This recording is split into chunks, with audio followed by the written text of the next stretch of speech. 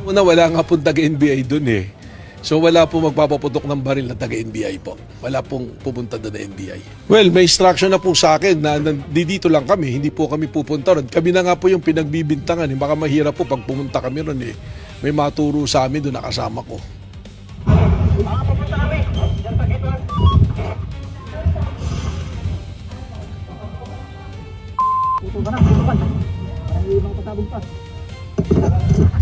Nagkakaputukan dito sa may ano.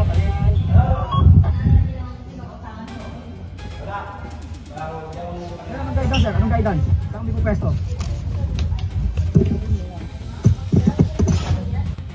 Dito sa Grand Plaza Senate yung nagagaling yung patok.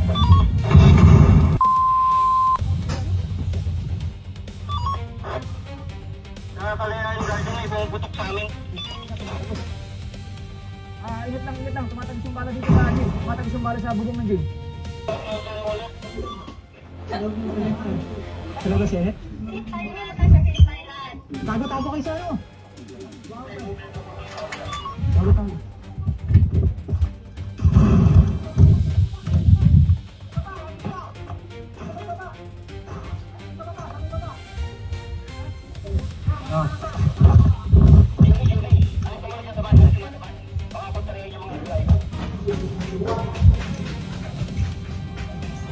Anim yung bubungan, nagkagulatan, babawa ka rin, hindi atas ako.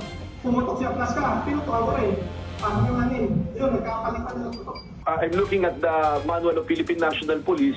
Yung pong ginawang pag-warning shot ni General Laplasca, wala po ito doon sa PNP manual of operation po when it comes to rendering a warning shot. I'm not just sure kung as a Sergeant of Arms he can do that. Although alam po natin, ang Sergeant of Arms na yan, they're considered security personnel of Senate and the Senators. So doon po siguro nagkakaroon ng problema kasi pag tinignan po natin what is the ultimate cause lahat ng putukan na yan, yung papaputok ng baril, is because of that warning shot. Dahil nung nag-warning shot po siya, admittedly, nung aking pong ahente na isa, nag-warning shot din po siya. Para sila nag-warning shot, which leads to dun sa mga kasama po ni General Plaska, nag-indiscriminate firing na po. Kaya napakaraming bullet holes dun po sa area kung saan nagbarilan. Isang NBI volunteer lamang ang inaresto kagabi dahil umano sa pamamaril. Yan ay kahit Sergeant at Arms ang unang nagpaputok sa Senado kagabi, at may mga namaril sa parehong hanay ng Senate Security at NBI. Ayon sa kanyang abogado, driver lamang siya ng NBI. Nakatutok ako ngayon live dito sa Pasay City Police Station Custodial Facility, kung saan nakakulong ngayon ang isang narestong NBI volunteer. Inaresto siya kagabi matapos ang naganap na putukan sa loob ng Senate building. Ang suspect sa barilan kagabi sa Senado ay kinilalang si alias Mel Oragon, na isa umanong volunteer ng NBI, sumailalim na siya sa booking process dito sa Pasay Police. Base sa initial report na nakuha ko, unidentified pa siya at hinihintay pa natin ang resulta ng SOCO. Sumailalim din siya sa paraffin test para malaman kung nagpaputok siya ng baril. Pero naninindigan ng kanyang asawa na wala siyang kinalaman sa nangyaring putukan sa Senado. Wala pong kasalanan ng asawa ko, wala po siyang baril, sa NBI po siya, maawa po kayo.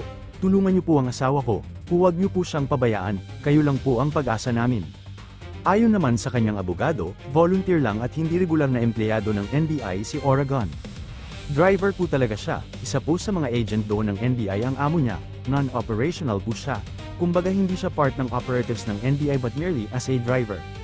Dagdag pa ng abogado, hindi sa Senado siya naaresto kundi sa may bahagi ng GSIS, katabi lang ng Senate office. Nung inaresto siya, nasa GSIS side daw po siya at hinahanap niya raw po yung bag na naiwan, nag-coordinate naman daw po siya with the security ng GSIS para tulungan siyang hanapin yung bag. Nauna nang sinabi ng NBI na wala silang tao sa Senado, pero sa vlog ni Senador Amy Marcos, sinabi niyang hindi ito totoo dahil may naaresto mismo na taga-NBI. Lumalabas din ang alegasyon mula sa mga NBI agents na inutusan daw sila personally and directly ni BBM, arrest Bato at all costs, kahit sino pa ang mamatay, kahit sino pa ang madali, basta pasukuin si Bato ngayon din. Tumangging magbigay ng pahayag ang arestado, pero sabi ng kanyang abogado, wala po siyang sinabing ganun. Kagaya nga po ng sabi ko, he's merely an operational support. Hindi siya operatiba, so hindi rin po siya looped in sa mga ganyang bagay kung ano talaga yung instructions. Na-inquest na si alias Oragon at 7 reklamo ang inihain laban sa kanya sa prosecutor's office. Kabilang dito ang paglabag sa Comprehensive Law on Firearms and Ammunition, Alarm and Scandal, direct assault, trespass to property, at violation to Senate security.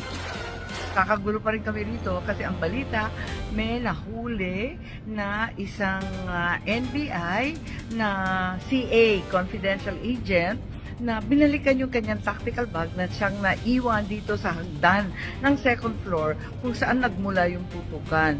Ngayon, yung tao na nahuli, pinangalanan yung NBI boss niya, si Attorney Bomediano ng NBI Transnational Crime.